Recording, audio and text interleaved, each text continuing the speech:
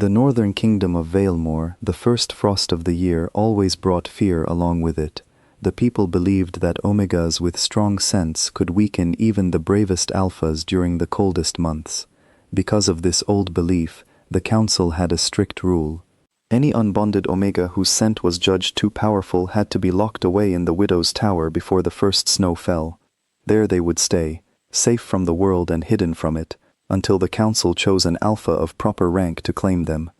Elior was 17 when the court healers tested his scent and grew pale. They whispered among themselves, then hurried to report their findings to the council. Elior was only a ward of a minor noble family, with no parents to protect him, and no title to shield him from tradition. When the guards came for him, they did not explain much. They simply told him to pack his belongings, and within a day he found himself climbing the narrow spiral stairs of the tower, carrying a trunk of clothes and a stack of old books. The guard captain who led him up the stairs would not meet his eyes. Elior understood why. Nobody wanted to be the one responsible for shutting a frightened boy inside a cold stone tower for the winter. But orders were orders, and soon the heavy door closed behind him with a final, echoing sound. An iron ward lock was placed over the frame, enchanted so that no unbonded alpha could sense his scent through the walls. Elior sat on the edge of his new bed and listened to the wind outside, wondering how many months he would spend staring at these same four walls. The days passed slowly. Elior spent his mornings reading by the narrow window, and his afternoons pacing the small round room just to keep warm. At night, when sleep would not come, he took out his pencil and drew wolves in the margins of his books. He did not know why wolves came to mind so often.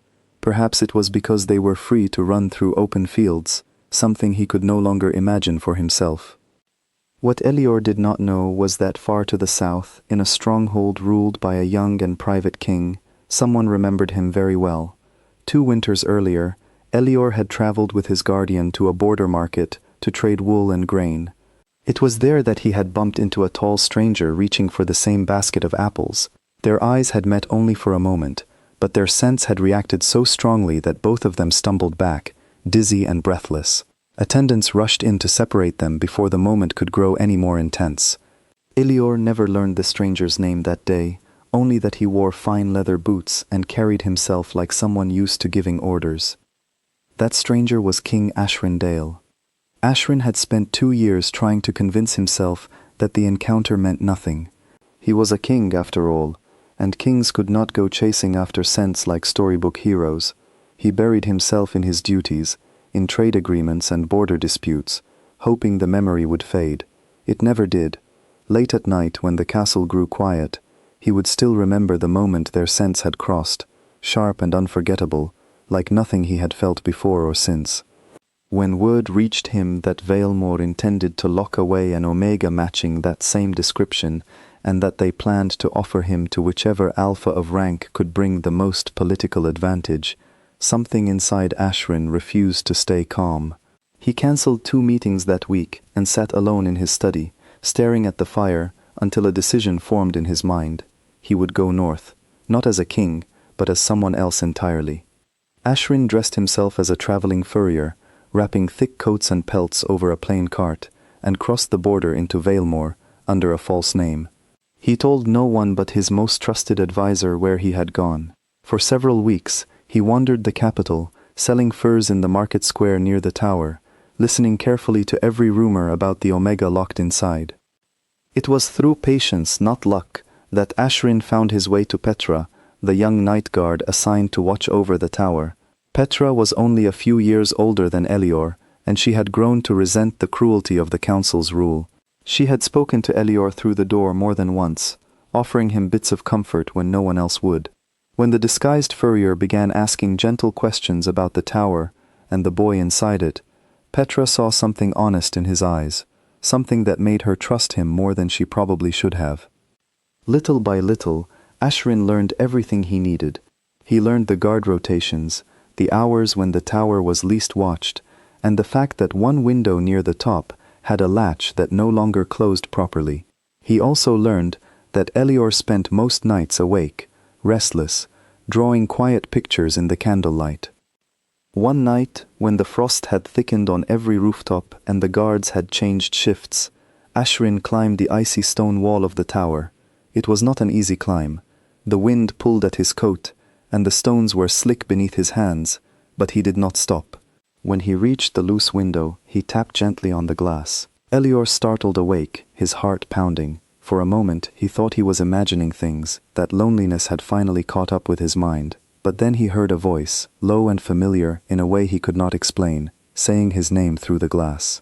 He rose slowly, wrapped a blanket around his shoulders, and opened the window just enough to see who was there. The moment their eyes met, the same dizzying warmth from 2 winters ago rushed back to him. He recognized those eyes immediately, even though he had never learned the name that belonged to them.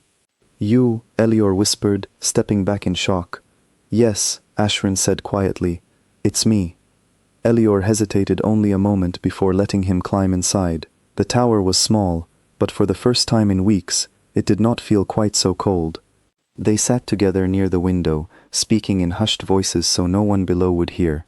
Ashrin explained who he truly was, and Elior listened with wide eyes, unsure whether to feel afraid or amazed. A king had climbed a tower wall in the middle of winter just to see him again. "I never forgot you," Ashrin admitted. "I told myself I should, but I never could." Elior's cheeks warmed despite the cold air. "I thought you were just a stranger from the market. I never expected to see you again, especially not like this." They talked until the sky began to lighten, careful to keep their voices low. Ashrin wanted to know everything about Elior's life in the tower, and Elior, in turn, found himself telling this stranger-turned-king things he had never shared with anyone. He spoke of his fear of being handed over to whichever alpha the council chose, a stranger who would see him only as a political prize rather than a person. Before dawn arrived, Ashrin slipped back out the window and down the tower wall, disappearing into the quiet streets before the guards changed shifts again. He returned the next night and the night after that. Each visit, Elior felt a little more of the heaviness lift from his chest. For weeks, his days had been filled with silence and worry, but now he had something to look forward to when darkness fell. Ashrin always came carrying small gifts, a warm scarf, a book of poems, a sweet pastry wrapped in cloth. Nothing extravagant, but each gift showed that he was thinking of Elior, even during his busy days pretending to be a furrier in the market below. One night, Elior asked the question that had been sitting heavily on his mind. "Why don't we just leave? You could take me away from here tonight, and no one would even notice until morning." Ashrin shook his head gently. "I thought about that. Believe me, I did. But I don't want to steal you away like something being smuggled out a window. I want the council to know exactly who you are to me, openly, without hiding. You deserve to leave this tower with your head held high, not sneaking through the shadows like you've done something wrong." Elior looked down at his hands, moved by the sincerity in his voice. "Then what do we do?" "We wait a little longer," Ashrin said, "and we plan carefully. When the council opens that door to hand you over to whoever they've chosen, I intend to be standing right there instead, and there will be nothing they can do to stop it." Over the following weeks, they built their plan together. Petra agreed to help however she could, quietly gathering information about when the council intended to finalize their arrangement. Ashrin sent secret letters to his advisor back home, preparing everything needed to make their bond recognized the moment it mattered most. Elior, meanwhile, spent his days trying to appear calm in front of the guards, hiding the flicker of hope that had returned to his eyes. As winter began to loosen its grip, and the first signs of spring appeared at the edges of the frozen fields, word spread through the tower staff that the council had finally chosen an alpha for Elior, a nobleman from a wealthy family, who had offered generous support to the crown in exchange for the match. The date was set for the formal transfer, only a week away. Elior felt his stomach twist with dread when he heard the news, but that same night, when Ashrin arrived at the window, he found the king surprisingly calm. "This is good," Ashrin said, surprising him.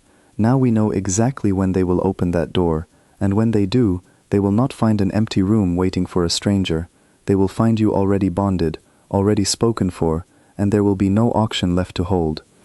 In the final days before the transfer, Ashrin worked quickly.